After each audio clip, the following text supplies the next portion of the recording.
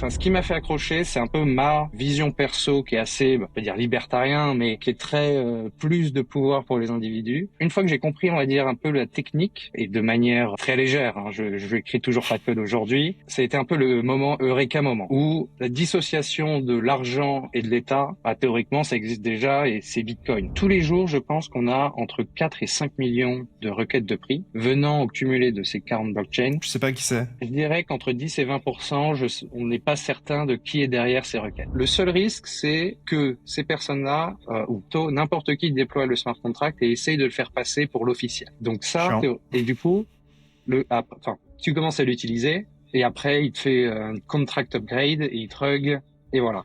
C'est pour ça que Salam. exactement. On a commencé sur Solana. L'idée de pouvoir interagir avec des protocoles, on va dire, où quasiment tu utilises sans penser à ta dépense de gaz. C'est vraiment ce qu'on voulait. Et le token, ça sera premièrement un token de gouvernance. Aujourd'hui, 15% de la supply est en circulation. Les 85 autres pourcents vont être unlock durant les 4 prochaines années. Hello à tous l'équipe, j'espère que vous allez bien. Aujourd'hui on se trouve pour une nouvelle interview, ça fait quand même pas mal d'interviews maintenant. Mais j'ai encore une fois l'occasion de recevoir quelqu'un de pertinent, et quand j'ai l'occasion de recevoir quelqu'un de pertinent, eh bien je saisis cette opportunité. Donc très content de t'avoir Marc, hello. Hello Léo, merci beaucoup de m'avoir. Super excité de te parler et de faire découvrir ce qu'on fait de notre côté à toute la commu française. Bah écoute, un plaisir. Peut-être avant de commencer, j'ai l'habitude de faire des disclaimers, donc voilà, en rien cette interview consiste à vous donner des conseils en investissement. Ici, l'objectif, c'est surtout de vous expliquer, pour le coup, ce que fait Marc, ce que fait Pist Network, et de vous donner nos opinions sur peut-être certains sujets. Mais ça s'arrête là, donc en aucun cas, c'est une invitation à acheter ou à vendre un jeton. Avant de commencer l'interview, j'ai pour habitude de demander à mon invité qui il aimerait voir sur la chaîne. Donc, est-ce qu'il y a peut-être quelqu'un que tu as en tête, quelqu'un qui t'intéresse, que tu vois peut-être pas assez souvent sur les réseaux ou en vidéo, ou peut-être pas assez sur certains sujets? Est-ce qu'il y a quelqu'un que tu as en tête? Ouais, et c'est une personne que j'ai vue récemment enfin, face à face. C'était pendant DevConnect à Istanbul. Il y avait Rune, donc le fondateur de Maker, qui il parle souvent à des conférences, mais je le vois très rarement, soit sur Crypto Twitter ou sur des podcasts. Et ce que j'adore, ou ce que j'ai adoré dans cette présentation à Unstable Summit, c'est qu'il a fait une review de ce que Maker avait fait dans le passé, leurs produits, et bien que ça soit un top 3 DeFi protocole, en gros depuis le début de la DeFi, il avait une revue de leur performance ou de la performance du protocole qui était très rafraîchissante. Rarement j'ai vu un fondateur pas FUD son projet, mais Être montrer critique. exactement. Et c'était super rafraîchissant à voir. Et c'est, je pense, quelque chose qu'on n'a pas assez en crypto. Souvent, c'est les Tout maxi va ça, bien, tout va maxi pour le ça, mieux. exactement. Du coup, j'ai adoré ça. Et surtout, je trouve que, bon, on va voir comment ça se passe, mais pour ceux qui ont peut-être pas suivi, c'était il y a un mois, il a annoncé explorer, par exemple, ou amener Maker sur leur propre chain. On peut appliquer une chain spécifique pour Maker. Du coup, c'est un sujet, on va dire, qui intéresse beaucoup de gens, où il y a Une app beaucoup de... chain. Exactement. Et du coup, je trouve que ouais, peu de protocoles très qui fonctionnent ont cette habilité et volonté un peu de se challenger eux-mêmes. Donc ça, j'adore. Bah écoute, je garde ça en tête parce que pour le coup, je crois que Maker sont en train de faire des moves assez intéressants, notamment du côté des real world assets. Je crois qu'ils ont été un des premiers dans les gros à faire ce move-là, donc je pense que ce sera aussi l'occasion d'évoquer cette narrative. Donc merci pour ça. Je pense que pas mal de gens qui nous regardent en ce moment ne te connaissent pas. Est-ce que tu pourrais peut-être expliquer qui tu es, ce que tu fais, ce qui te passionne dans la vie, voilà, un petit peu de tout sur toi, Marc. Bien sûr, donc j'ai 26 ans. Ça fait déjà presque 3 ans que je bosse pour la Peace Data Association, donc pour le Peace Network. Mais avant ça, donc je viens de Paris. J'ai étudié en Angleterre. J'ai fait qu'un bachelor. J'étais pas très études où je voulais vraiment travailler. J'ai trouvé mon premier boulot après mon bachelor, donc je suis parti 3 ans travailler à Hong Kong. Et c'était plutôt loin de la crypto parce que mon premier boulot a été chez Gearbest, qui est une grosse entreprise française. Elle est dans le CAC 40 et elle fait des contrast médias. Donc quand tu vas faire un IRM ou un CT scan, de temps en temps, on t'injecte du produit pour voir tes cellules, etc. Du coup, j'ai commencé, on va dire, ma carrière pro dans ce milieu, à Hong Kong. Rien à voir. Rien à voir. Et via, on va dire, la chance ou le karma, selon les gens, j'ai déménagé un jour d'appartement à Hong Kong et mon colocataire qui était déjà là était un OG de la crypto. C'était un des Et 5, il t'a matrixé. exactement, c'était un des 10 premiers à bosser chez BitMEX. Alors ça devait être en Ok. 2019. Et du coup, pendant 6 mois, donc j'avais déjà entendu Bitcoin, peut-être à l'époque 2017-2018, peut-être un ou deux amis qui a fait fortune à l'époque, mais j'avais pas trop accroché.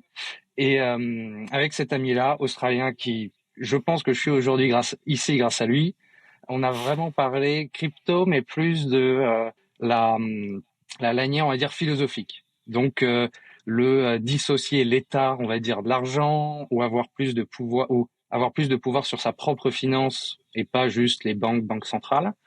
Et du coup, pendant 6 mois, vraiment, lui, il travaillait tous les jours, enfin, BitMEX, moi, j'avais toujours mon boulot Web2.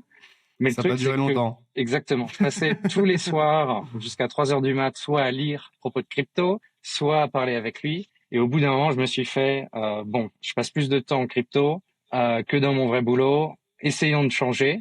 Et j'ai eu, on va dire, au moment où du coup, ça devait être autour de Noël 2020, et pile au moment où, on va dire, l'idée du Peace Network a été lancée.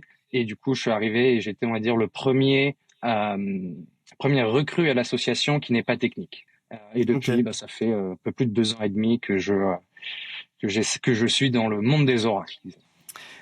C'est assez marrant parce qu'au final, il y a un certain fil rouge quand même dans les interviews, dans le sens où j'ai interviewé Arthur Hayes, du coup, fondateur de BitMEX récemment. Donc c'est assez marrant de voir qu'au final, le cercle est assez proche, enfin, est assez petit d'une certaine manière, même si on n'avait pas du tout, pour le coup, discuté de ça. Tu parlais du fait que tu es rentré dans la crypto au travers d'un OG qui t'a globalement matrixé en tout cas et qui a suscité de l'intérêt et de la curiosité de ton côté en ce qui concerne les cryptos. Est-ce que toi, tu avais par exemple, je sais pas, des préjugés ou quelle était un petit peu ton opinion sur les crypto-monnaies avant même que, par exemple, cette personne t'en parle? Est-ce que déjà t'en avais déjà entendu parler et avant même qu'il essaye peut-être de te convaincre d'une certaine manière, quelle était un petit peu ta conception et ta vision de ce monde qui est, je pense, assez hostile vu de l'extérieur? Euh, donc, comme j'ai mentionné, je pense, oui, j'avais déjà entendu parler 2, 3 fois, peut-être dans les journaux, au cycle précédent. Je pense que ça m'avait pas trop intéressé parce qu'à l'époque, je devais être collège ou lycée. Enfin non, 2017, ça fait 7 ans. Non, donc je devais être au début de ma fac. Enfin, j'étais pas très, enfin, je suis pas attiré beaucoup par la finance à l'époque. Je voulais pas être travailler en banque ou je ne sais quoi. Donc vraiment ça, enfin, je savais que ça existait, mais je m'en fichais un peu. Ça m'impactait pas. Je trouve que c'était Ça te touchait pas? du code en ligne, etc. Enfin, je sais pas écrire de code, donc on laisse ça aux gens plus intelligents ou plus motivés. Et c'est vraiment quand j'ai rencontré cet ami de BitMEX, on a commencé à parler, c'est vraiment enfin, vous n'y connaissez rien, je connaissais peut-être Bitcoin de nom et Ethereum, et c'est vraiment l'approche de comprendre la technique m'a permis de comprendre l'utilité. Enfin, juste comprendre un système décentralisé. Ok, ça peut être intéressant, mais tu dis ça à quelqu'un, si je dis ça à mes parents, ils vont me dire qu'est-ce que je m'en fiche. Et du coup, de voir un peu, enfin, ce qui m'a fait accrocher, c'est un peu ma vision perso qui est assez, je peux dire libertarien, mais qui est très plus de pouvoir pour les individus. Une fois que j'ai compris, on va dire un peu la technique et de manière euh, très légère, hein, je écris toujours pas de code aujourd'hui. Ça a été un peu le moment eureka moment où la dissociation de l'argent et de l'État, théoriquement, ça existe déjà et c'est Bitcoin. Ou enfin, depuis, il y a plein d'autres itérations, mais c'est vraiment été j'étais déjà aligné, on va dire, un peu avec le moto. C'est juste que je ne connaissais pas. Et quand j'ai connu et on m'a bien expliqué, je me suis dit, en fait, c'est un match parfait.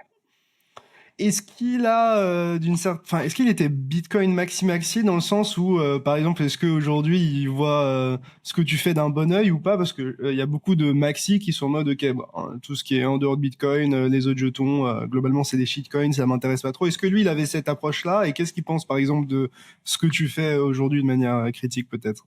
Non, il est pas du tout maxi, ou alors il est maxi sur plus les, on va dire, je pense il a rejoint ce monde vraiment pour la décentralisation, un peu la même idée de pourquoi faire confiance à l'État ou pourquoi déléguer tout ça à l'État, mais il était très ouvert à tout. Donc, et il avait tout, il avait du Bitcoin, de l'Ethereum, même Solana. Il avait vraiment pas d'a priori. Quand DeFi Summer est arrivé sur Ethereum, ben il faisait que ça. Quand après, Solana a fait de 1 dollar à 250, il utilisait beaucoup aussi Solana, donc c'était... Il s'est adapté.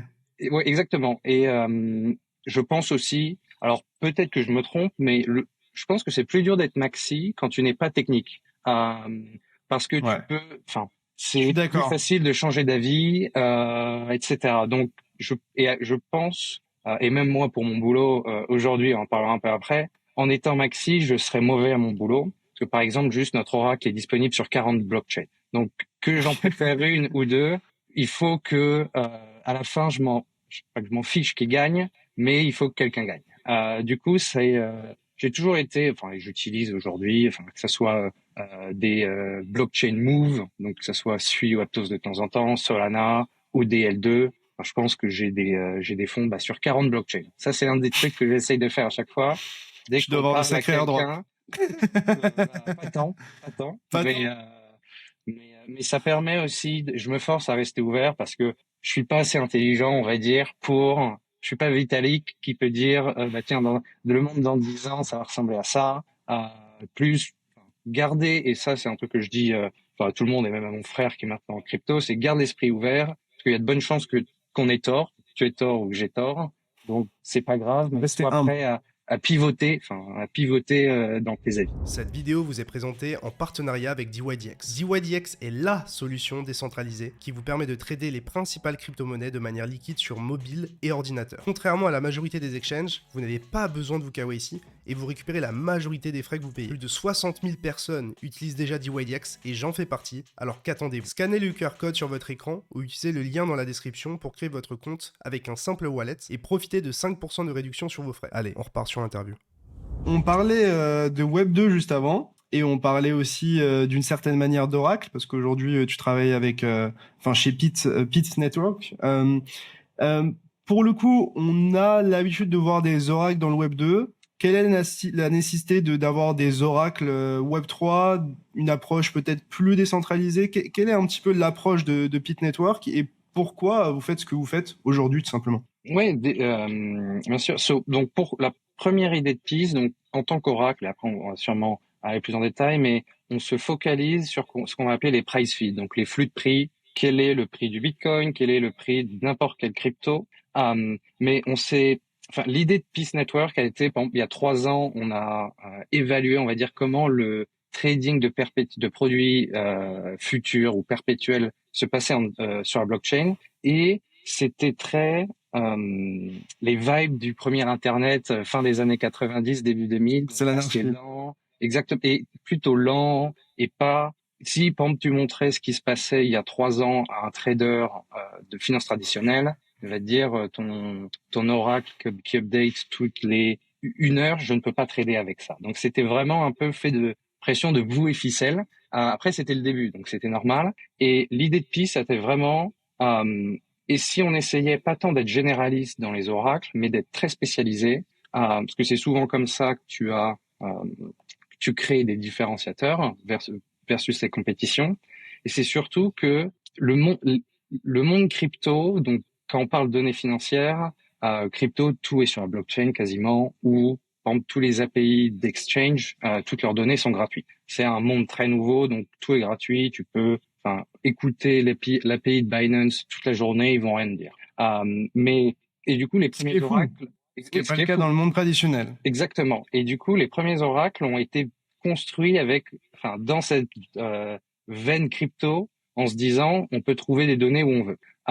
Sauf que c'est là où on a un peu de sang de finance traditionnelle dans l'idée PIS, c'est que on savait très tôt que en fait la plupart des données et les données qui ont le plus de valeur ne sont pas disponibles à tout le monde. Et une fois qu'on avait compris un peu l'idée de OK, en fait notre point de différence à la base, c'est vraiment la quantité et la qualité des données qu'on peut avoir. Et du coup, on a vraiment créé le projet dans cette idée. Et quand on peut voir d'autres oracles qui vont être, on va dire, plus généraux, avec plusieurs lignes de produits. PIS, aujourd'hui, ça n'a qu'une ligne de produits et on veut vraiment, enfin, devenir le leader dans cette veine.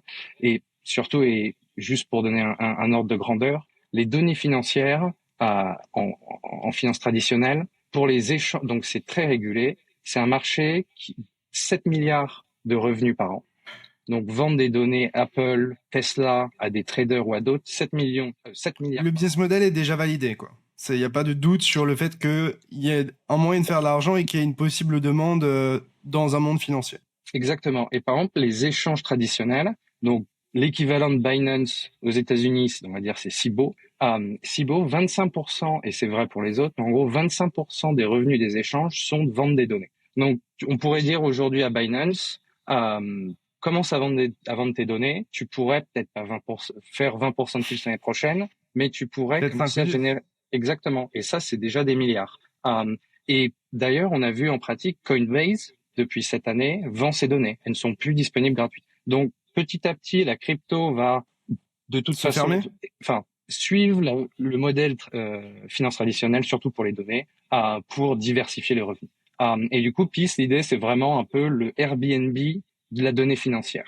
Tu as de la donnée, tu crées de la donnée, contribue là à l'oracle, et selon l'activité, selon la consommation, ça va générer des revenus, et du coup, pour toi, ça pourra faire d'autres revenus en plus de, par exemple, si tu es Binance, de tes trading fees, bah maintenant tu as une source de revenus qui vient juste de vendre tes données via le PISnet. Ça fait pas mal écho avec mon expérience, tout ce que tu dis, parce que moi-même, j'ai travaillé dans une entreprise qui s'appelle Pandascore, qui est donc une boîte de data, qui collecte de la data sur l'e-sport, qui a été une des premières boîtes d'ailleurs à proposer de la donnée sur l'e-sport, y compris de la donnée en temps réel. Et en gros, ils collectent de la donnée sur les matchs e-sport avec de l'IA, avec de la computer vision. Et ensuite, il la distribue sous forme de statistiques. Et en utilisant ces statistiques-là et toutes les données en temps réel qu'ils ont, ils créent des cotes. Et donc, avoir une donnée qui est intègre, qui est disponible, mise à jour régulièrement en temps réel, etc., c'est un challenge monstrueux, parce que pour le coup, je m'en suis rendu compte en travaillant dans cette boîte, et les gens se rendent pas compte à quel point avoir une donnée qui est intègre, qualitative et mise à jour en temps réel, c'est un réel challenge. Et surtout quand toi, par exemple, tu dis que on pourrait probablement avoir plusieurs exchanges ou la majorité des exchanges qui vendent à terme leurs données et donc qui fermerait un petit peu le pipe et le moyen pour certains de collecter leurs données. Donc c'est aussi important d'avoir une alternative sur ça. Tu parlais des oracles. Je pense que tout le monde n'est pas forcément au courant nécessairement de ce que c'est un oracle, de ce que ça fonctionne et pourquoi surtout c'est important. Est-ce que tu pourrais nous en dire quelques mots? Ouais. Donc, pourquoi on a besoin d'oracles sur les blockchains? Donc, les blockchains, c'est un réseau fermé. Donc, on va dire que c'est un système, on va dire pas stupide, mais qui n'a pas accès à n'importe quelle autre donnée que ce qui se passe sur leur blockchain. Donc, le state, à chaque bloc qui est sur Bitcoin, tu peux regarder le state à chaque bloc, c'est tout. Comme une IA au final, tu es obligé de lui donner des données pour qu'au final elle s'entraîne et qu'elle fasse des choses intelligentes avec, parce que de base elle est pas forcément ultra intelligente si elle a un set de données ou peu de données. Exactement. Ouais. Donc là, en gros, toutes les blockchains, au jour 1, elles n'ont pas de données. Les seules données, c'est les données blockchain. Et pour faire fonctionner donc les smart contracts dans toutes les applications que principalement vous allez utiliser en DeFi, mais aussi il y a aussi maintenant de la GameFi ou n'importe quelle faille ou autre, où la plupart des applications maintenant ont besoin d'Oracle. Donc l'idée, c'est vraiment l'Oracle va permettre à ces codes, donc chaque application théoriquement c'est juste du code on-chain, de pouvoir opérer selon des triggers. Donc par exemple, ton protocole, ton code on-chain si le Bitcoin va au prix X, il va faire cette action. Du coup, l'Oracle, son travail, c'est de pouvoir permettre au smart contract de faire les actions dont il a besoin aux règles qu'il a prédéfinies. Donc toute l'idée, c'est vraiment, c'est un peu comme Internet. Tu connectes ta blockchain à Internet. Maintenant, tu peux savoir la météo et du coup, tu peux bien t'habiller, mettre un pull ou non le matin. Et du coup, par exemple, Bitcoin, donc les oracles ont du besoin, on ajoute de la valeur sur les blockchains sur lesquelles on peut construire des applications. Bitcoin n'a pas, on va dire, n'est pas construit comme Ethereum pour faire on va dire du calcul. C'est vraiment que du transactionnel. Ethereum a été construit pour ça. Donc Ethereum a vraiment besoin d'informations extérieures pour pouvoir faire fonctionner leur smart contract directement sur la blockchain.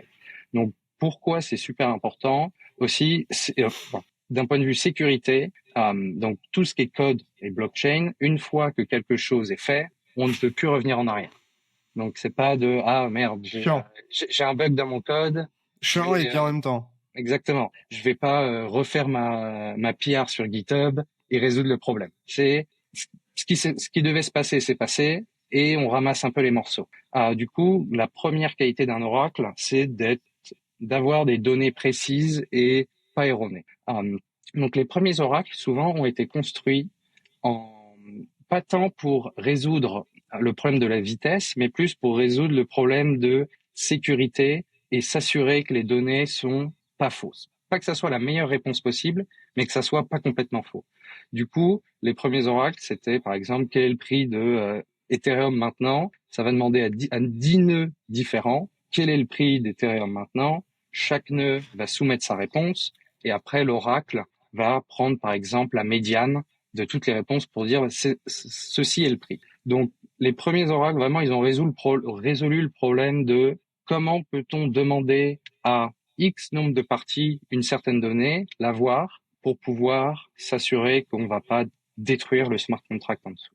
Donc c'est pas une donnée, c'est plusieurs données, et ensuite on essaye de l'interpréter pour donner une donnée qui nous semble la plus correcte et la plus proche de la réalité. Exactement, et ça peut être n'importe quel type de données. Donc j'ai mentionné plutôt que le Peace Network est focalisé sur les prix d'actifs, de tokens, de stocks, mais cette donnée, une application peut demander théoriquement n'importe quel type de données à un oracle. Donc que ça soit la météo, que ça soit tu parlais de résultats e-sport ou sport normaux. Théoriquement, n'importe quelle information peut être envoyée depuis, on va dire, le monde réel ou le monde off-chain sur une blockchain via un oracle. Après, chaque oracle, on va dire, a son design spécifique, car chacun veut résoudre, on va dire, un problème différent. Ok. Et tu parlais du fait que vous vous concentrez par exemple sur des données qui sont surtout financières. Je suppose que c'est un point qui est différenciant avec par exemple les autres oracles qui sont disponibles. Pourquoi ce choix? Est-ce qu'on peut s'attendre à ce que Pete, entre guillemets, se développe sur d'autres types de données, de données à l'avenir? Et surtout, quelles sont les plus grosses différences avec les autres oracles disponibles, même au-delà de la donnée, Bien sûr. du type de données? Donc pourquoi Peace? Donc ça fait 2 ans et demi, nous avons que des flux de prix. Donc je l'ai mentionné juste avant, c'est un marché, les données financières de 7 milliards d'euros annuels. Donc je dis pas que Peace va faire 7 milliards de revenus dans un an. C'est très beau. On peut toujours rêver, mais c'est vraiment de se focaliser dessus pour vraiment pouvoir attraper la part belle de ce marché-là, qui est minuscule en DeFi aujourd'hui ou on-chain plutôt. Donc vraiment, c'est parce que par exemple le fait de la météo, par exemple si on pense aux données météo, c'est plutôt facile de trouver cette donnée gratuitement, tu vois, sur Météo France ou je ne sais quel Windguru, ou je sais pas quelle est votre plateforme préférée, mais théoriquement cette donnée-là n'a pas tant de valeur et c'est pour ça qu'elle est en public. Toutes les données financières, en tout cas celles qui valent cher, ne sont pas publiques. Et du coup, de se focaliser à réussir à attraper, à avoir cette donnée et de pouvoir la revendre, c'est là où on s'est dit que il y a plus de potentiel en essayant de capturer ces 7 milliards plutôt que avoir un oracle, on va dire, qui serait plus dans l'automatisation. Par exemple, la donnée en elle-même, il s'en fiche, c'est plus décentraliser le processus de ramener cette donnée on-chain. Puis c'est vraiment plus l'idée de créer de la donnée financière à partir de rien. Et du coup, c'est pour ça qu'on a aujourd'hui 400 price feeds. Je pense que pas beaucoup d'autres oracles ont. Et donc tu mentionnais les potentielles évolutions. Donc on va Donc continuellement, ceux qui travaillent sur le network, on essaye d'améliorer le produit existant. Donc ça veut dire déployer sur de nouvelles chains, plus de price feed, toujours plus précis, plus de publishers de données, parce que plus il y a de publishers, plus c'est sécurisé et précis. Donc il y c'est a des gens qui toujours... soumettent de la donnée, c'est ça que tu veux dire. Exactement.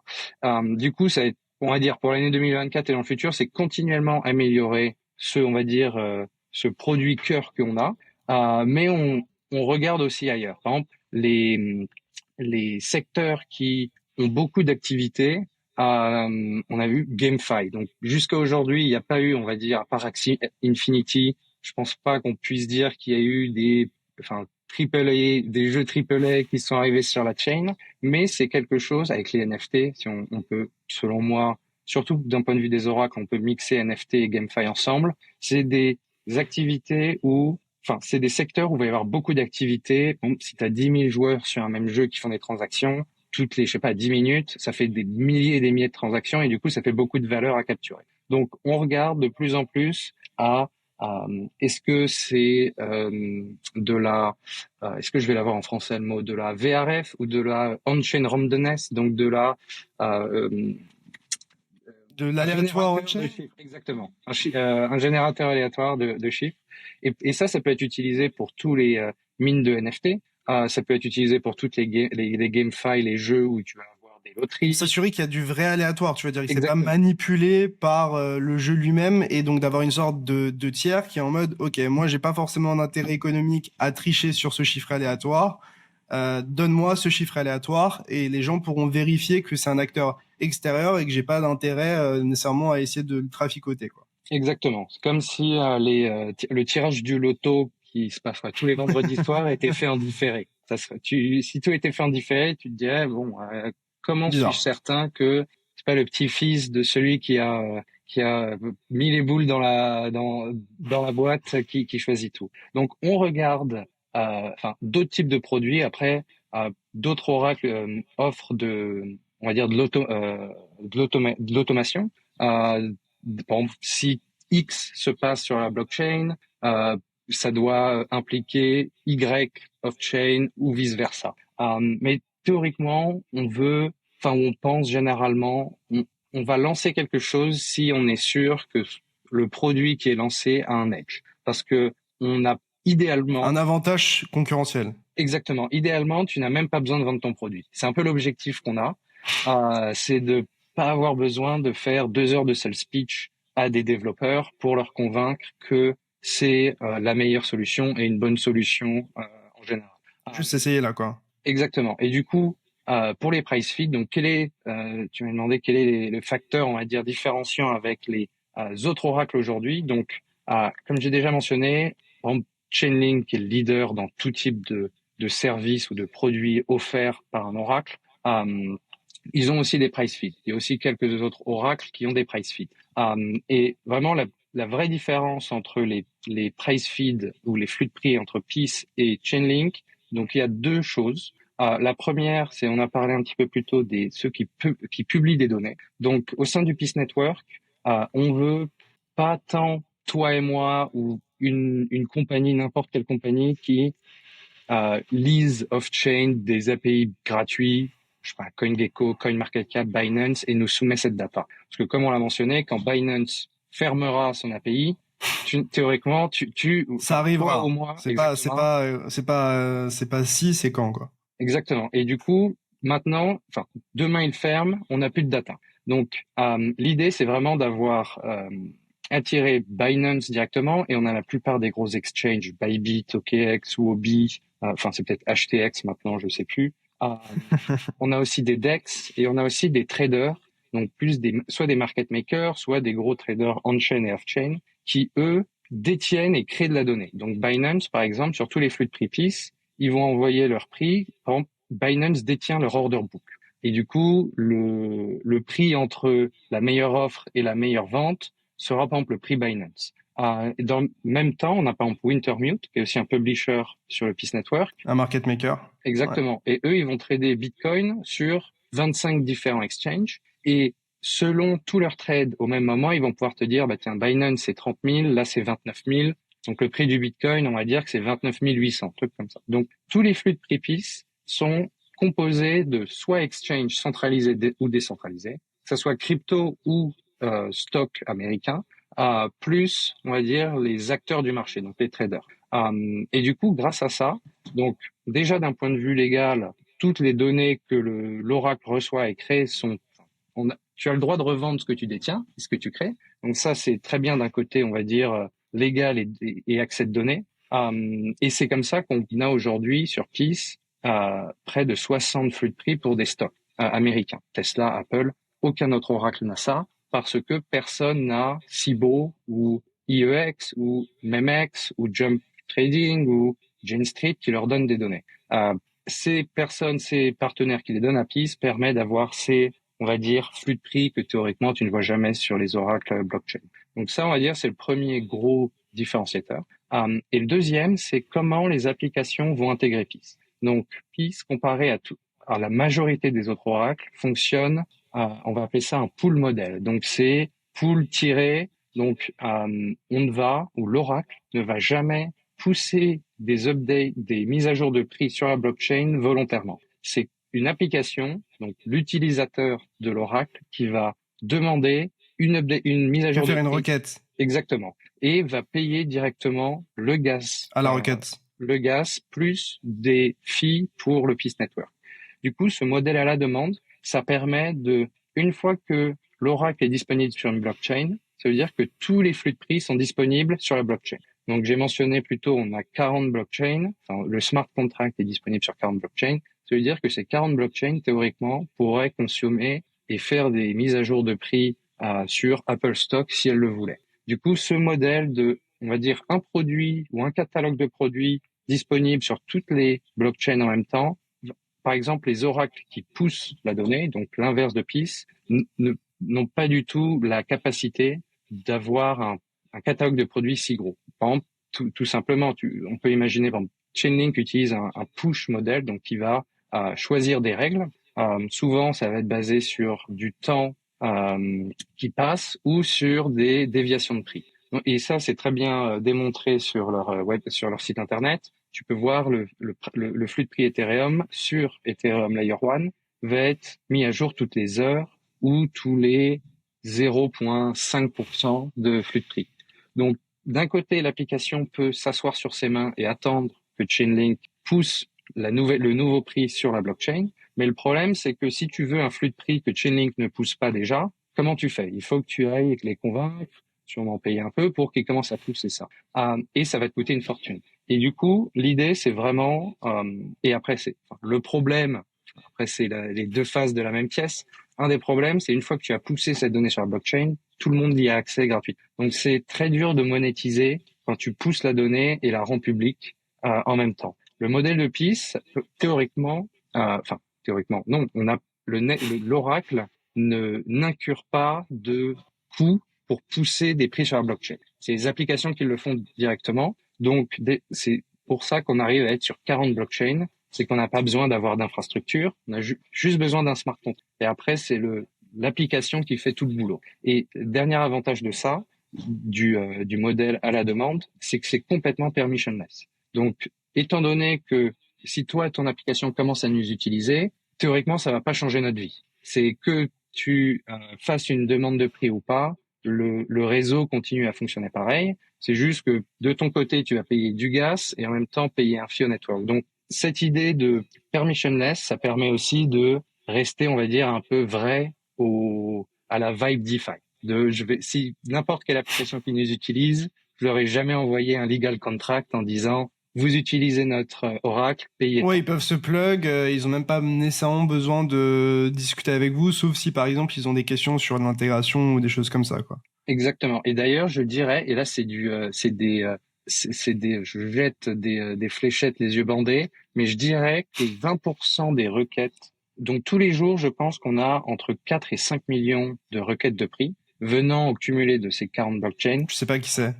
Je dirais qu'entre 10 et 20%, on n'est pas certain de qui est derrière ces requêtes. Et d'un côté, c'est tant mieux, Et c'est un des trucs que je dis souvent aux équipes, aux protocoles avec qui on travaille, c'est que tu nous aimes bien ou non, permissionless, donc utilise à tes souhaits et enfin à la fin, et c'est vrai de n'importe quelle infrastructure, une infrastructure va réussir si les applications qui utilisent son infra réussissent. Donc à la fin, on essaye toujours d'être en contact pour se prendre le feedback et autres, mais théoriquement, tu intègres PIS et si des développeurs nous écoutent, tu peux juste aller sur le website, trouver le doc et juste en lisant les docs, tu peux intégrer et enfin avoir ça qui fonctionne pendant les 10 prochaines années. Juste, est-ce que peut-être tu peux nous donner rapidement quelques exemples d'applications décentralisées qui vous utilisent pour que les gens puissent peut-être un peu plus se projeter parce que je pense qu'on parle beaucoup de données et de personnes qui essayent d'utiliser ces données-là et ça peut paraître peut-être abstrait pour rendre la chose plus concrète. Est-ce que tu aurais peut-être quelques noms à citer qui sont peut-être des applications au final que les gens utilisent quoi Ouais. et parmi les gens qui nous regardent. Donc, les utilisateurs on va dire, des flux de prix PIS, donc ça va être la DeFi, donc ça peut être des borrow lending, ça peut être des perpétuels, des options, comment on appelle ça, yield farming protocol. Donc, vraiment ceux qui ont besoin de données financières pour faire des actions. Donc, les plus connus, ou notre utilisateur le plus connu et celui qui fait, je pense, le plus de requêtes de prix, c'est Synthetix sur Optimism. Ok. Donc, Très connu d'ailleurs. Synthetix nous a intégré dernier Noël, donc en décembre 2022, et principalement pour ce modèle à la demande. Parce que par exemple, et l'idée c'est que sur un protocole de perpétuel, de futur ou autre dérivé, produit dérivé, quand quelqu'un va cliquer trade, long ou short, Synthetix au même moment va faire une requête de prix. Et du coup, revérifier le prix pour être sûr. Et du coup, ça permet d'avoir le prix le plus, on va dire, récent possible. Alors que s'ils continuaient d'utiliser, ils utilisent toujours Chainlink, on va dire en check, en safety check pour s'assurer. Mais tous les trades, on va dire, exactement, tous les trades sont faits au prix PIS. Mais du coup, ça leur a permis d'éviter que pendant, on va dire, sur Optimism, les flux de prix de Chainlink update toutes les 5 minutes. Plutôt que d'avoir tous les traders pendant cette période de 5 minutes tradés au même prix, maintenant, à chaque bloc, ils peuvent avoir un prix différent. Et ça permet de, comment on appelle ça, détruire l'arbitrage d'Oracle. Souvent, c'était surtout très premier cycle DeFi. Tu pouvais, quasiment certainement. Le système était peu mature, quoi. Exactement. Tu pouvais regarder le prix Binance Ethereum et le prix Ethereum sur Synthetix version 1. Il y a 2 ans, à 90%, tu pouvais savoir gratter une petite marge. Exactement. Si le prochain prix allait être au-dessus ou en dessous. Et du coup, pour éviter le front running, il y avait des trading fees de malade. Pour éviter, justement, si la prochaine mise à jour de prix est 0,5% plus haut, Synthetix avait appliqué 0,6% de trading fees. Comme ça, même si pour retirer l'intérêt économique de faire de l'arbitrage de cette manière. Exactement. Sauf que 0,6% de trading fees, personne trade sur ton application. Binance, ça doit être 0,02 ou un truc comme ça. Du coup, quand on leur a présenté, du coup, Synthetix avait déjà eu cette idée à la demande et ça a été, on va dire, notre première intégration cross-chain. Donc, ce qu'on avait commencé sur Solana il y a 2 ans nativement. Depuis, on a notre V2 qui est disponible sur tout plein de blockchains. Mais du coup, Synthetix a été notre premier utilisateur depuis décembre. Aujourd'hui, ils ont, je pense, 70 marchés, que crypto pour l'instant. Je crois qu'ils ont aussi gold et silver, donc or et argent. Et je pense que jusqu'à aujourd'hui, enfin du moins cette année, ils ont fait près de 40 milliards de trading volume avec nos flux de prix. Donc, qui est Synthetix, je pense, avec GMX, avec GMX, on va dire les 2 premiers pairs sur DYDX aussi. Sur EVM. Ouais. Et après, on a DYDX qui est une bête d'un autre calibre sur leur propre chaîne. Mais Synthetix va être le plus connu. Et d'ailleurs, et peut-être qu'on en parlera plus tard, mais toutes les applications que je vais mentionner, on a récemment fait un airdrop. Et si vous avez utilisé ces applications, potentiellement, vous êtes éligible au PIS airdrop. Mais du coup, Synthetix sur Optimism va être le plus connu. On a aussi Pika, qui est le second plus gros sur Optimism. Sur Arbitrum, on a Vela qui est après GMX. Enfin, ils doivent être troisième maintenant. On a Ils aussi. font un airdrop, je crois. C'est aussi pour ça qu'ils avaient gagné pas mal de Ouais. traction récemment. Ouais. Tu as la fork de JMX, HMX, donc HMX, qui fait un peu l'attaque sushi à l'époque, dernier cycle. Donc, ils font un peu Vampire Attack sur la liquidité de GMX pour créer leur propre liquidité, et ça fonctionne très bien. Très connu, sinon on avait Ribbon qui maintenant s'appelle Ribbon Ivo. Finance. Ouais.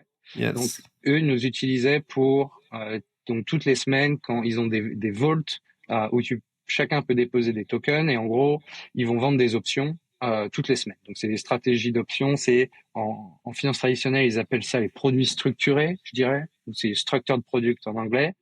Et en crypto on appelle ça les DOV, Decentralized Option Vault. Du coup, tu déposes ton asset et toutes les semaines, ils vont vendre, on va dire, des options sur tes assets pour te générer des revenus, du yield.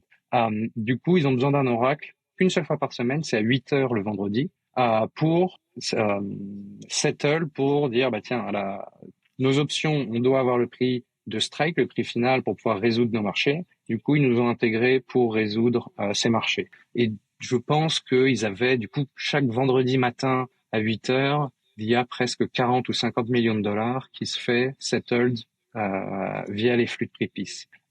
Sinon, on est très présent sur les blockchains qui sont un peu plus rapides. C'est un peu plus rapide, donc comme Solana. Donc, si vous avez des utilisateurs Solana dans la commu, que ça soit Drift, Mango, Zeta, MarginFi, Solend, je pense que 98% de la J'ai utilisé ça récemment, donc je vois très bien de quoi tu parles. Du coup, vraiment, je pense 98% de la DeFi sur Solana, Cosmos aussi. Par exemple, si vous avez utilisé Injective ou Helix, Mars, donc Borrow Lending sur Osmosis, Neutron, je vais oublier les autres chains. Mais du coup, on est très présent Cosmos, Solana et Move, Aptos Sui. Donc vraiment, la DeFi là-bas, je dirais qu'on est le leader assez facilement. C'est un peu les chaînes qui s'orientent vers de te couper, c'est un peu les chaînes qui s'orientent vers la finance et le trading et qui sont les plus à même de traiter ce genre de use case, quoi. Exactement. Et vraiment, et là où aussi c'est un facteur différenciant pour PIS, c'est que nos flux de prix se mettent à jour 3 fois par seconde. Donc théoriquement aujourd'hui, il n'y a pas une blockchain qui va plus vite que nos flux de prix. Du coup, théoriquement, à chaque bloc d'une blockchain, tu pourrais avoir un prix différent. Et donc tant que cela reste vrai, théoriquement, on est bien placé pour vraiment capturer la plupart Pour combien de temps? des perp DEX. Donc, et voilà, et c'est là où bon, la chain n'est pas encore live, mais j'ai hâte de voir ça. C'est Monad. Je sais pas si vous avez déjà couvert un peu ça. Non, pas encore. Je crois que j'en ai entendu parler, mais j'ai pas plus dit que ça. Bah, c'est théoriquement. Bon, après ils vont se battre avec Phantom, donc ils sont pas encore live en testnet, mais ils commencent à faire un peu de bruit. C'est donc une Layer 1 EVM, donc c'est style Phantom, mais ils introduisent la parallélisation dans l'EVM. Donc en gros ils sont vraiment en train de réécrire, d'améliorer l'EVM et l'utiliser sur leur Layer 1. Du coup ils disent 10 000 TPS sur EVM. Et Phantom, par exemple, ils sont beaucoup, je sais pas si t'as entendu parler de Sonic, donc ils font une grosse upgrade. Pas trop, mais ils en avaient peut-être parlé à la dernière PWS, je sais plus. Mais je crois que c'est un nom qui m'évoque quelque chose. Du coup, c'est un peu pareil, c'est optimisation de VM qui le gas plus la vitesse, block time et les TPS, donc les transactions par seconde possibles, augmentent fois 5, enfin je vais dire un chiffre comme ça, fois 5 fois 10. Du coup, vraiment, on est très réceptif à ces blockchains qui veulent vraiment de la performance, parce que, enfin, qu'on le veuille ou non, je doute que on ne verra plus aujourd'hui, enfin, on verra plus. On va voir si je me fais contredire, mais théoriquement, on va plus avoir d'application sur Ethereum Layer 1, ou du moins pas d'application du style Trop cher. produit perpétuel, produit dérivé. Pour un borrow lending, c'est pas dérangeant, mais pour quelque chose qui a besoin, où tu as des trades toutes les millisecondes, ça va pas arriver là-bas. Du coup, tout ce qui est On l'a vu avec DYDX. Hein. exactement. DYDX était sur Ethereum. Ensuite, ils sont associés avec Starkware et Starknet du coup. Et puis même ça semble pas assez à leur goût d'une certaine manière. Donc, si DYDX pour moi, enfin, je dis ça parce que je connais bien, je travaille avec eux, etc. Et ils sponsorisent pas mal de mes contenus, full disclaimer. Mais pour le coup, si un des plus gros protocoles qui te permet de faire du perpetual de manière décentralisée, etc. A déjà switch de Ethereum à d'autres solutions. Il y a quoi? Il y a 1 an, 2 ans facile. Je vois pas dans quel monde genre il y aurait aujourd'hui des gens qui se lanceraient sur Ethereum quoi. Et le Sur ce use case précis. ouais, et le retour que j'ai eu et c'est de DevConnect à Istanbul il y a 2 semaines maintenant, c'est que c'est layer 3, layer 3, layer 3, layer 3. On enfile les problèmes, c'est ça que tu me dis. Mais après, bon, pour différentes idées, soit pour aller de plus en plus vite, soit pour faire des environnements sans gaz, enfin sans gaz. Donc il y a des belles idées derrière, mais oui, c'est pour Ethereum, pour EVM, pour le monde Ethereum, ça va se passer du coup layer 2, layer 3. Et après, bah, toutes les Cosmos Chain, bon, on va voir ce qui se passe avec la Atom One, la nouvelle fork qui va peut-être arriver. Mais Qui nous porte pas à l'œil. ouais, mais du coup, c'est vraiment nous notre point de vue aussi, c'est peu importe où ça se passera, on veut être là, on veut vous permettre de faire ça. Ouais, vous êtes agnostique, vous êtes pas là pour faire des choix éthiques et de se dire ok nous on travaille avec eux ou on travaille avec eux ou enfin de faire des choix. L'objectif c'est juste de permettre à tout le monde de créer ces solutions quoi. Exactement. Et d'ailleurs, le smart contract piece est open source.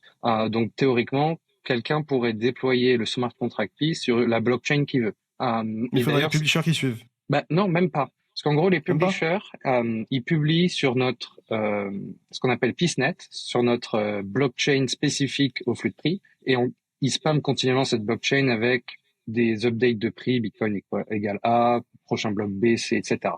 Et du coup, tous ces flux de prix sont disponibles. Une application va intégrer Peace, elle va fetch, elle va attraper les prix et les signatures, les preuves de prix off-chain, en parlant au wormhole. Et après, elle va pouvoir prendre cette preuve de prix, l'envoyer sur une blockchain dans un smart contract piece pour vérifier et pouvoir utiliser cette donnée. Du coup, en gros, théoriquement, le smart contract sur Optimism piece, il sert juste à permettre à n'importe qui, à n'importe quel moment, d'amener une preuve de prix piece pour pouvoir la décoder, la vérifier et l'utiliser. Du coup, les publishers, théoriquement, que le prix soit utilisé sur Ethereum Layer 1, Layer 2 ou Layer 3, ça leur change rien. Ça leur change rien. Et enfin, d'ailleurs, je vais la nommer parce que je les adore. C'est des développeurs de Canto. Donc, ça devait être au milieu de milieu de l'année dernière, non, au début de cette année. On était vraiment au moment où on s'étendait pas mal et c'était l'époque des Layer 2. Et Canto, c'était un peu sur la roadmap, mais c'était pas le plus urgent parce que c'était pas la DeFi la plus active. Et un de leurs développeurs a juste regardé le code et il a déployé le smart contract piece et ils ont pu commencer à utiliser les prix piece. Et dans le même moment, pour l'Oracle, ça coûte toujours pas de gas, Canto, enfin c'est l'utilisateur qui fait. Et en plus, à chaque fois qu'ils utilisent un prix, le smart contract collecte des fees. Donc, est-ce que c'est pas un risque pour vous? Non. Théoriquement, alors le seul risque, c'est que ces personnes-là, ou n'importe qui, parce qu'on va pas prendre l'exemple Canto, n'importe qui déploie le smart contract et essaye de le faire passer pour l'officiel. Donc ça, et du coup, tu commences à l'utiliser et après il te fait une contract upgrade et il te rug et voilà. C'est pour ça exactement. Et c'est pour ça que, par exemple, il y a peut-être des blockchains ou je ne sais pas, mais il y a quelqu'un qui a déployé un smart contract piece. Mais si tu vas dans nos docs et tout ce qu'on fait de manière officielle, donc et dans les docs et sur le site internet, où tu vois où c'est le contrat a été audité et le propriétaire du contrat, c'est la gouvernance piece. C'est la gouvernance piece. Donc, mais théoriquement sur je sais pas, demain tu lances ta blockchain, tu peux juste regarder notre open source code et déployer Peace et commencer à utiliser par toi. Cette vidéo vous est présentée en partenariat avec DYDX. DYDX est LA solution décentralisée qui vous permet de trader les principales crypto-monnaies de manière liquide sur mobile et ordinateur. Contrairement à la majorité des exchanges, vous n'avez pas besoin de vous KYC et vous récupérez la majorité des frais que vous payez. Plus de 60 000 personnes utilisent déjà DYDX et j'en fais partie, alors qu'attendez-vous? Scannez le QR code sur votre écran ou utilisez le lien dans la description pour créer votre compte avec un simple wallet et profitez de 5% de réduction sur vos frais. Allez, on repart sur l'interview. On a parlé de beaucoup de choses positives, positives au sujet de PIS, mais j'aimerais peut-être parler des sujets peut-être un peu plus négatifs, ou en tout cas sur lesquels on pourrait être peut-être un peu plus critique d'une certaine manière. Euh, Qu'est-ce qui pourrait arriver de pire? Je pense à plusieurs sujets. Je pense que vous avez dû réfléchir évidemment. Je pense qu'il y a l'histoire des pannes. On a vu des pannes sur Solana, on a vu des congestions sur certains réseaux.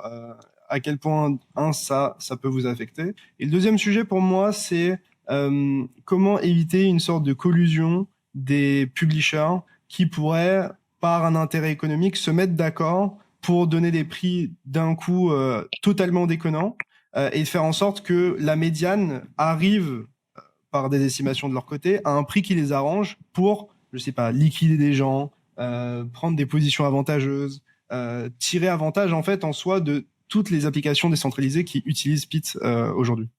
Donc la première, donc les flux de prix ou je ne sais quoi qui tombent en panne. Donc c'est, comme je l'ai mentionné rapidement, la version One Piece a été construite nativement, on va dire, sur Solana. Donc ça, c'était début d'année 2021.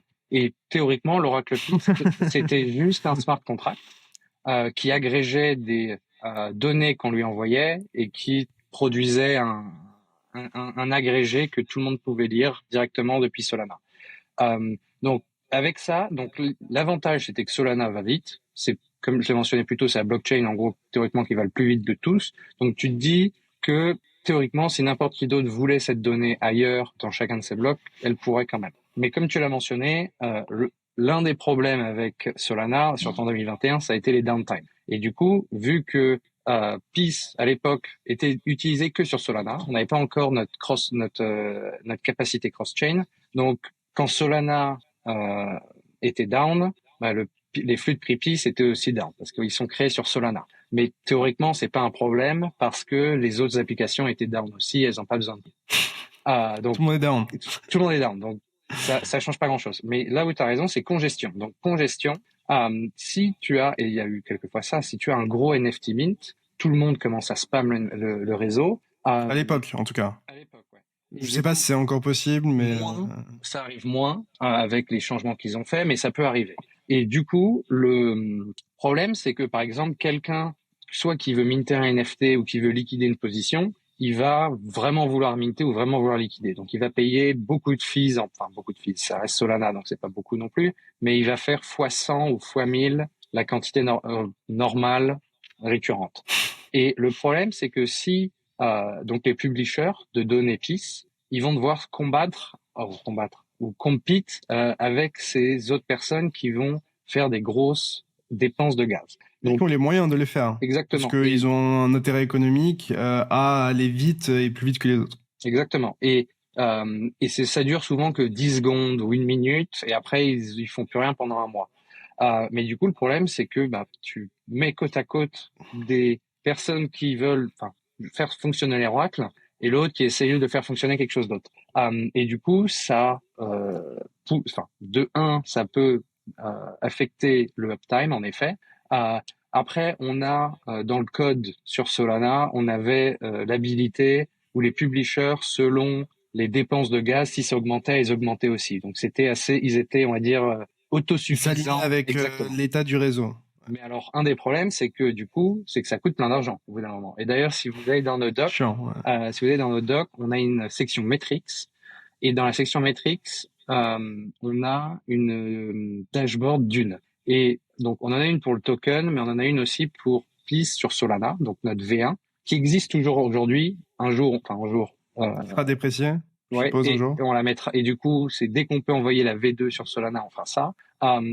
Parce que congestion, un autre truc, c'est idéalement ou théoriquement, quelqu'un veut vraiment un prix maintenant, sauf que c'est congestionné et ils ne peuvent pas l'avoir. L'avantage à la demande, c'est que justement, on délègue la capacité à une application à être celle qui va bider à fond pour être sûr que l'update de prix arrive sur la blockchain. C'est pas à vous de payer pour leur envoyer la donnée, c'est à eux de payer justement ces frais de gaz pour obtenir cette donnée-là. Et donc, c'est à eux de voir à quel point ils ont envie de bid et donc de mettre de l'argent dans ces frais de gaz pour avoir la donnée rapidement. Donc, en soi, vous déportez le problème sur eux et eux, d'une certaine manière, peuvent décider de est-ce que c'est important pour nous ou pas. Exactement. C'est est-ce que j'ai vraiment besoin de ma mise à jour de prix dans ce bloc, ou est-ce que je suis OK, j'attends 2 blocs de plus et j'envoie peut-être, je sais Est-ce que pas. je fais un exchange de perf ou est-ce que je fais de la météo, Exactement. par exemple? Et aussi c'est les applications elles-mêmes qui savent le mieux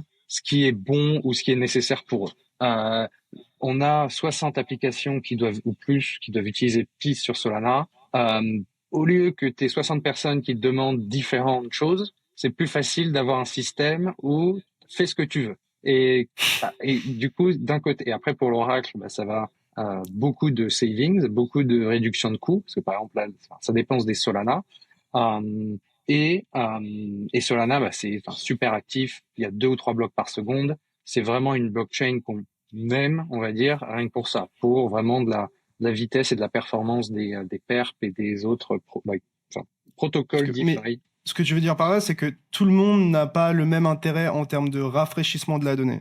C'est-à-dire Exactement. qu'il y a des gens qui ont besoin de votre donnée toutes les heures et des gens qui ont besoin de votre donnée 3 fois par seconde. Exactement. Et ça se trouve, quelqu'un comme Drift, par exemple, on pourrait dire, il y a des trades toutes les 2 fois par seconde. Peut-être pendant 2 minutes, il n'y aura pas de trade. Et du coup, cette période de 2 minutes de non-trade, est-ce que tu as besoin d'avoir une mise à jour de prix? Peut-être pas. Du coup, c'est aussi Peut-être pour l'idée. les liquidations.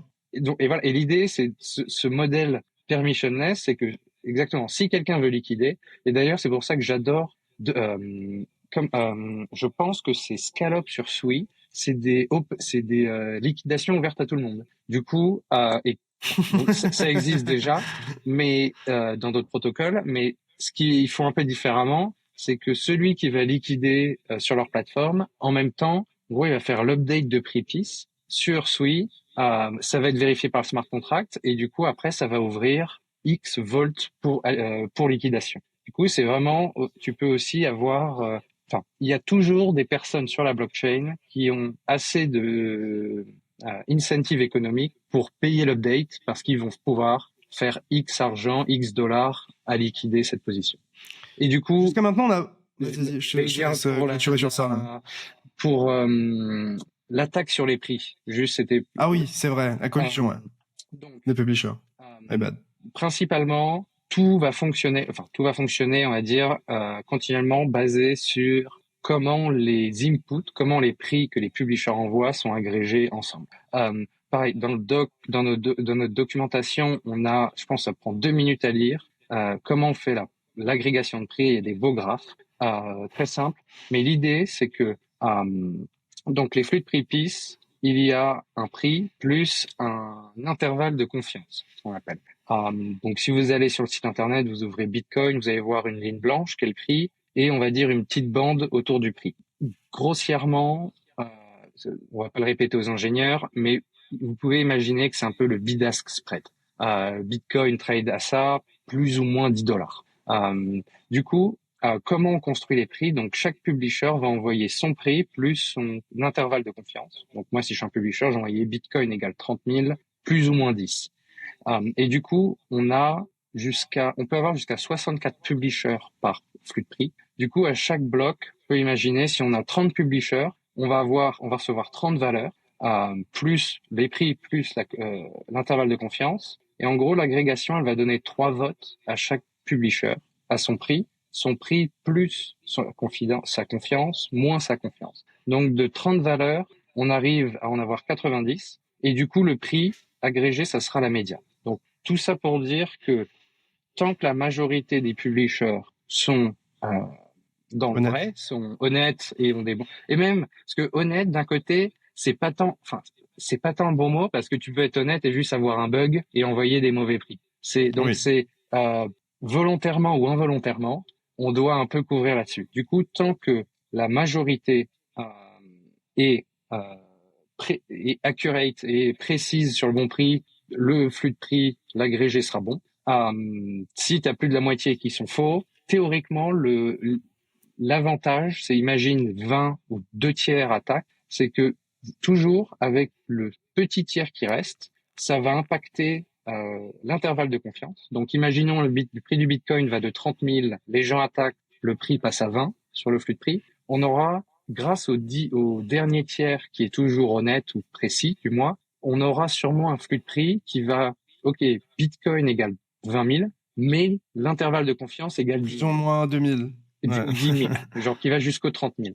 Et du Ouais. coup, d'un point de vue de l'application, tu pourrais, et ça on l'a déjà en pratique, quand elles lisent un prix PIS, Bitcoin égale 30 000, elles vont aussi lire l'intervalle de confiance. Et si l'intervalle de confiance est supérieur, Ne leur va disons, pas. à Ouais. 2% du prix, ils ne vont pas utiliser le prix en disant que l'oracle n'est pas assez confiant. Du coup, même en cas d'attaque, tu as cet intervalle de confiance qui peut permettre aux applications on-chain de juste ne pas utiliser les prix car l'oracle n'est pas confiant. Que ça soit une attaque ou que ça soit un bug, théoriquement, on n'essaye pas tant de résoudre juste des attaques volontaires et enfin la plupart du temps c'est plus des bugs qui font les problèmes que des attaques volontaires.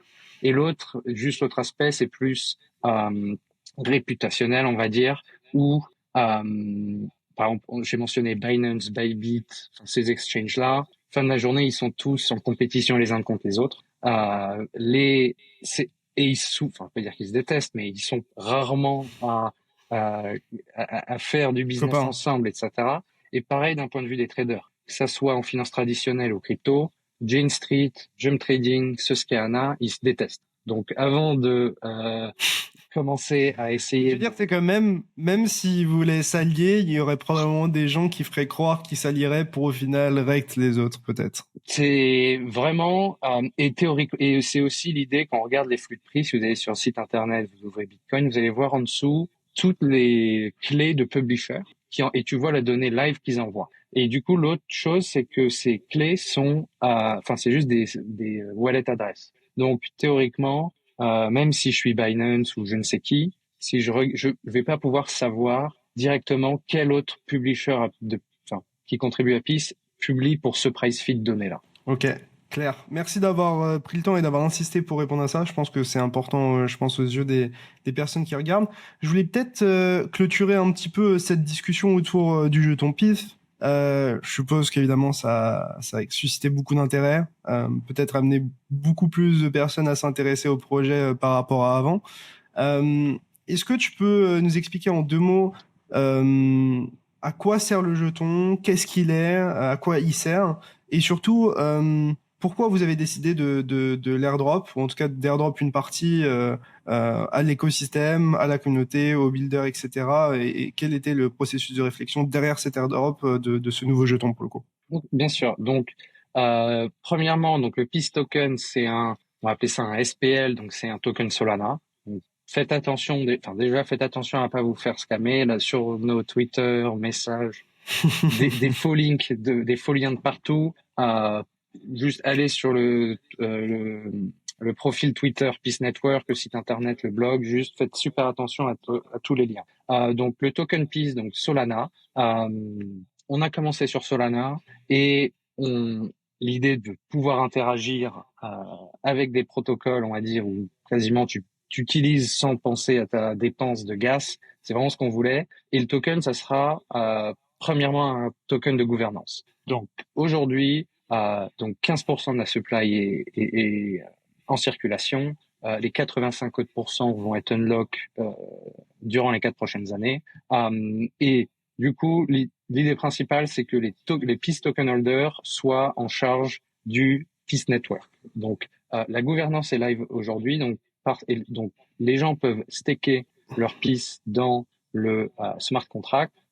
Et vraiment, l'idée de la gouvernance, ça va être de décider de tous les changements qui se passent on-chain, donc à la fois sur notre propre blockchain, plus toutes les autres blockchains où le smart contract est déployé. La première idée ou la gouvernance token, quel va être notre pouvoir? Donc à chaque fois qu'il y a une requête de prix, Peace, l'application paye le gas plus un fee à Peace. La gouvernance va être en pouvoir de décider quel est le fee sur chacun des price feeds, sur chacun des blockchains. Donc principalement, générer du revenu pour le Peace Network, etc. Après, plus d'autres actions. Donc tout ce qui est programme upgrade, quand tu fais des grosses des grosses upgrades de smart contract, tu veux pas juste un 5/8 multisig quelque part, tu veux le plus d'yeux possible dessus. Donc vraiment, ça va être de... Après, dans le futur, on verra ce que le Peace DAO veut faire, mais vraiment l'idée du token initialement, c'est de pouvoir que nous, la Peace Data Association, plus tous les stakeholders, et quand je dis stakeholders, ça a été publishers souvent, puissent Avoir un ne plus impact. avoir de contrôle, enfin direct. Maintenant, c'est vraiment, si on voulait détruire le smart contract, là, il faut passer via un vote on-chain. On ne peut plus juste faire via un multisig. Donc après, on va arriver plus dans le... donc vous allez voir, et on a un blog qui est sorti aussi sur la gouvernance. Donc la gouvernance va, on va dire, pratiquement parlant, augmenter en activité. Donc aujourd'hui, théoriquement, tu peux déjà faire des propositions on-chain, mais par exemple, on n'a pas encore le forum. Et ça va bientôt arriver. Et l'idée, ça va être, je ne sais pas si vous avez suivi un peu ce qu'Arbitrum a fait, mais on n'y pense pas trop, mais il y a quand même beaucoup de questions légales autour de setup d'une entité comme ça. Du coup, bientôt, d'ici, je pense pendant décembre, il va y avoir quelques annonces là-dessus et les premières activités sûrement sur le forum où on va commencer à parler d'un point de vue légal, le DAO, où doit À quoi il ressemble? être enregistré. Après, donc ça, c'est que la première étape et c'est que du légal. Mais ça devra être approuvé par les stakers de Peace Token aujourd'hui. La deuxième question, c'est la gouvernance quand on peut faire des propositions n'importe comment, ça fonctionne pas.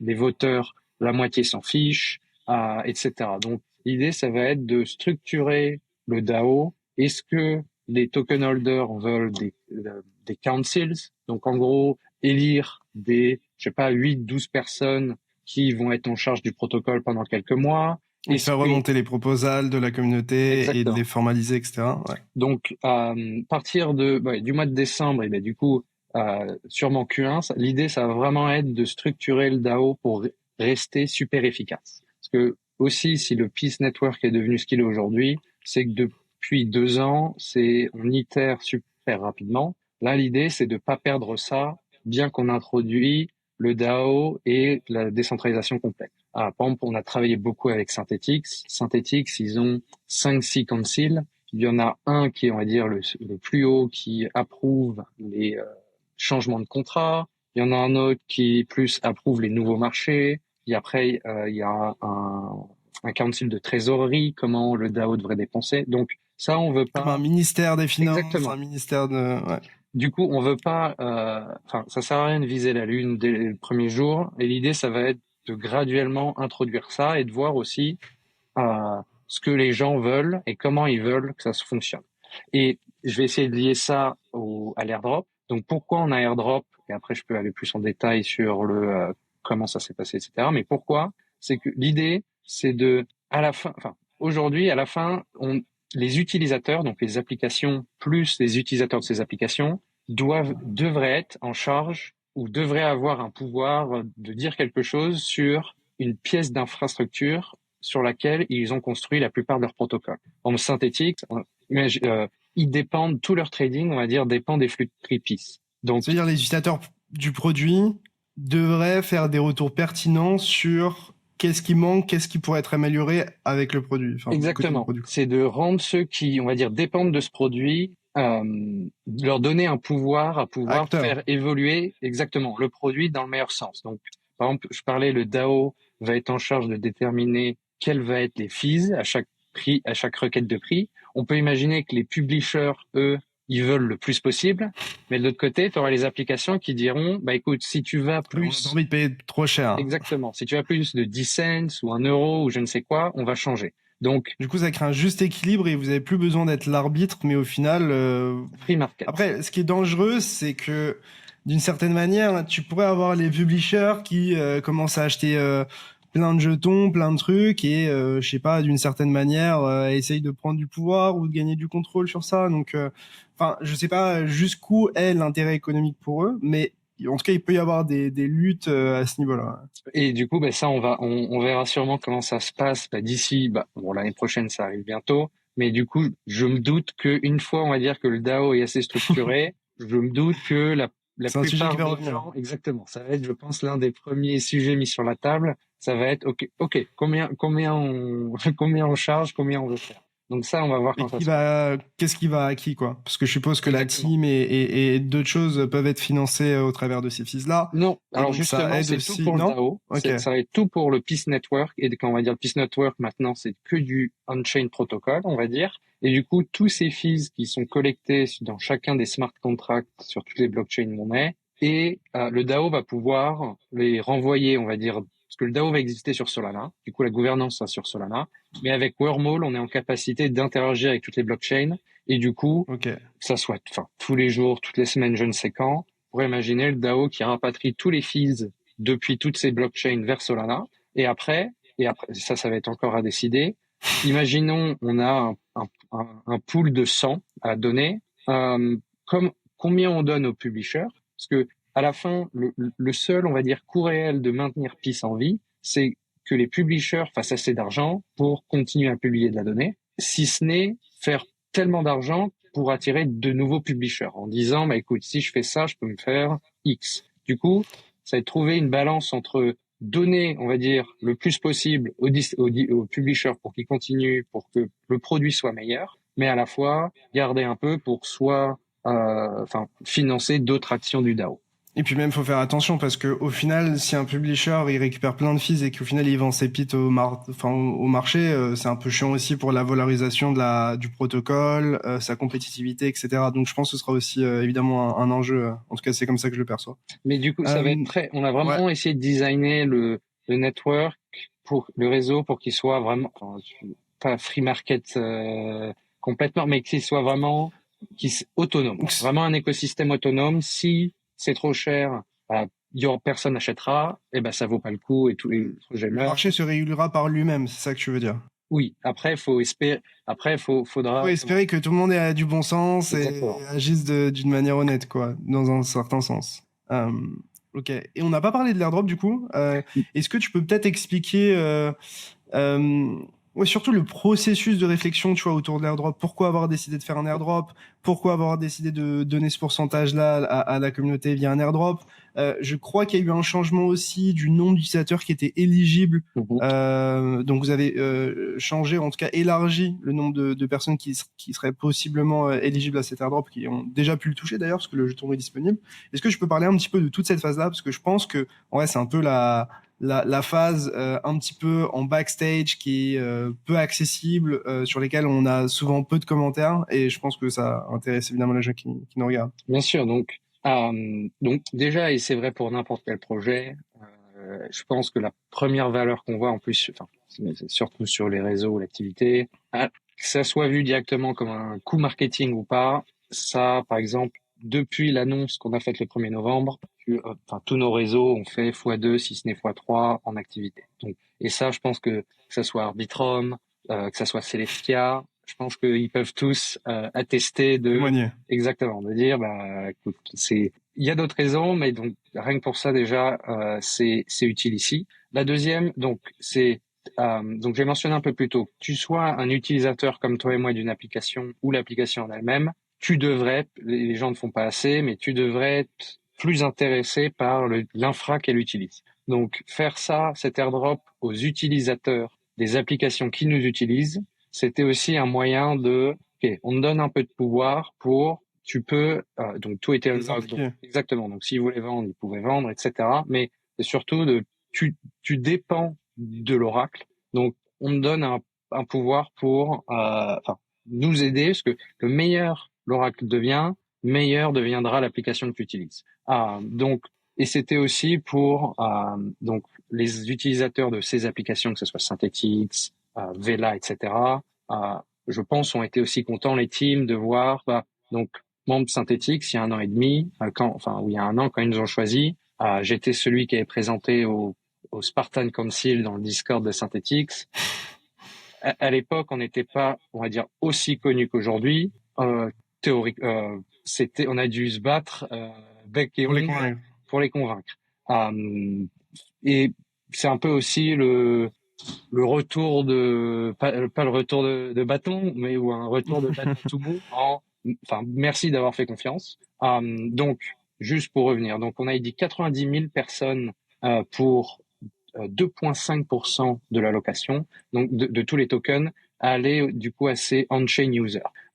Pourquoi donc le 1er novembre, on avait annoncé 2%. Pourquoi on est passé de 2 à 2,5%? C'est que parmi les 6% qui étaient alloués pour ce qu'on appelle le community et le launch du token, communauté et lancement du token, on avait un budget de 6%. Certains part de pourcent n'a pas été utilisé à un endroit. Du coup, au lieu de le garder ou de le mettre quelque part d'autre, autant essayer de améliorer le snapshot qu'on avait fait. Parce que quand tu es sur 30 blockchains différentes, tu as des applications qui de temps en temps tu utilises, tu sais même pas qui elles sont. Et après, tu as de plus en plus, surtout avec avec l'abstraction de compte, je sais pas comment on dit en français. Account abstraction, ouais, abstraction de compte, ouais. C'est plus en plus dur de plus en plus, quand tu vas trader sur une application, elle va en fait te créer un smart wallet et l'adresse est différente de ton wallet. Du coup, on a voulu un peu, beef up, on va dire, la part pour les utilisateurs, on va dire, lambda, comme toi et moi, on va dire ceux qui utilisent Adify. On a un autre pourcent qui a été annoncé, mais qui n'a pas été encore alloué, ni envoyé, mais on a 1%, donc 100 millions de tokens qui seront directement donnés aux applications et aux DAO. Donc, par exemple, si tu es un trader sur Quenta, donc Synthetix, ton activité perso là-bas compte pour ton airdrop personnel. Mais il y a aussi la partie où un snapshot ne peut pas être parfait. Du coup, c'est pour ça qu'on avait faire un peu comme Arbitrum, qui avait fait d'abord son airdrop pour, on va dire, la communauté / retail, et après ils ont fait, on va dire, des grants aux applications qui étaient successful, qui avaient du succès sur Arbitrum. Du coup, nous on a un autre pourcent, donc 100 millions de tokens qui sont liquide circulating, mais qui iront du coup aux applications. Ça, un peu plus d'annonces dans le futur. On travaille dessus en ce moment. Mais du coup, par exemple, tu pourrais imaginer que Synthetix ou je ne sais qui d'autre pourrait recevoir Epistoken. Et après, pareil, c'est Synthetix, le DAO devrait être... Enfin, pour moi, c'est normal qu'il devrait avoir... C'est un des plus gros utilisateurs PIS et ils dépendent principalement de PIS. Du coup, leur permettre d'avoir voix au chapitre sur l'évolution, ce qui se passe au sein du réseau de cet oracle fait sens. Et comme j'ai dit pour les utilisateurs, c'est aussi un peu, ils nous ont fait confiance il y a un an. C'est aussi plaisant de pouvoir faire ça. Du coup, ça fait 3,5%. Et le reste, principalement, c'était tout ce qui était exchange et liquidité. Pour le market making, tout ça, je suppose. Ouais. Et du coup, mais par exemple, on a, si vous êtes un peu aussi dans les NFT, on a un nouvel échange. Donc, je sais pas si vous avez entendu parler de Backpack Exchange. Yes. Donc, vous avez fait un partenariat avec eux. Donc, vraiment, pas mal d'attraction. Ouais. Du coup, on a vraiment voulu aller un peu partout. Et, moi, j'ai adoré comment la fondation Arbitrum a fait son airdrop, son lancement de token. Donc, et on est assez proche et du coup on a un peu appris de ce que les autres faisaient, ce qui était bien reçu, pas bien reçu, etc. Mais plutôt content de ce qu'on a réussi à faire. Il reste encore plein de choses, mais jusqu'à maintenant c'était vraiment stressant et c'était presque, je vais pas dire que ça s'est passé trop bien, mais tu te dis, il n'y a pas eu le feu aujourd'hui. Elle est où la couille? Exactement. Exactement. Mais du coup, c'était très bien. Bon, après, un conseil, c'est peut-être un conseil pour moi, c'est plus jamais d'autres lancements de tokens parce que c'est un stress incommensurable. Ton téléphone, il vibre continuellement. T'as l'impression que quelqu'un t'appelle 24 heures sur 24, mais c'est juste des SMS. Donc, si quelqu'un lance plein de tokens, je sais pas comment il fait. Bon, en tout cas, merci beaucoup d'avoir pris le temps de discuter de tout ça avec moi. Je pense que pas mal de personnes qui nous auront regardé auront, je suppose, appris des choses sur les oracles, sur Pit, sur les airdrops, les tokenomics, toutes ces choses-là.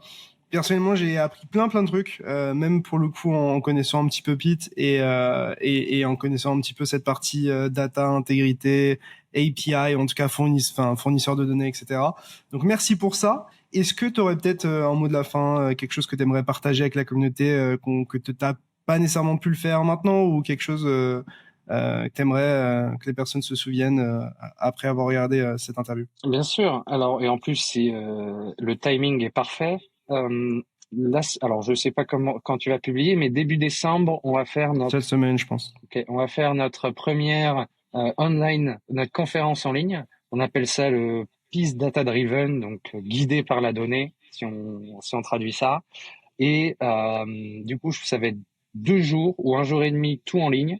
On a fait donc pour trouver toutes les infos sur notre site internet, aller dans le blog. On a dû publier. Je mettrai les liens en description si tu veux. Si tu me les donnes, je les mettrai. Et on a tweeté, je pense, hier à propos, et on va tweeter jusqu'à ce que ça arrive, comme une conférence avec les speaker cards, etc. Mais du coup, on a invité donc tous nos partenaires, que ça soit du côté publisher ou utilisateur. Donc, on aura un panel de Synthetix. On a Vela aussi qui vient. On va avoir un thème gouvernance. Donc, ça va être vraiment éclectique avec soit des développeurs DeFi, soit on va dire un peu plus VC ou finance traditionnelle. Donc, il devrait y en avoir pour un peu tous les goûts. Tout est gratuit, vous pouvez vous inscrire, ça sera dans votre calendrier. Vous écoutez avec parcimonie, vous écoutez tout en entier. On espérera avoir des recordings comme ça. Au pire, on mettra tout ça sur YouTube. Du coup, petite coupure, tu parlais de l'événement en ligne que vous faisiez pour clôturer cette interview. Du coup, ça se passe début décembre, je crois, 3, 4 ou 4, 5. Tout est en ligne, gratuit. Vous entendrez que ça vienne de Peace ou d'Uro Labs, qui est un des contributeurs au Peace Network. Mais on aura aussi quelques grosses pointures de la DeFi, Synthetix, Vela, et aussi des grosses pointures plus, mais du côté soit trading, soit plus DeFi crypto ou finance traditionnelle, ainsi que quelques investisseurs qu'on a. Du coup, vraiment, ça va être un jour et demi de gouvernance DeFi jusqu'à finance traditionnelle et autres alpha que nos partenaires ou nous-mêmes auront à partager. Bah écoute, merci pour tout ça. Je mettrai tous les liens en description. C'est un plaisir de te recevoir et je te souhaite une bonne après-midi et une bonne journée à toutes les personnes qui sont regardées. Tchuss. Merci à toi, Léo.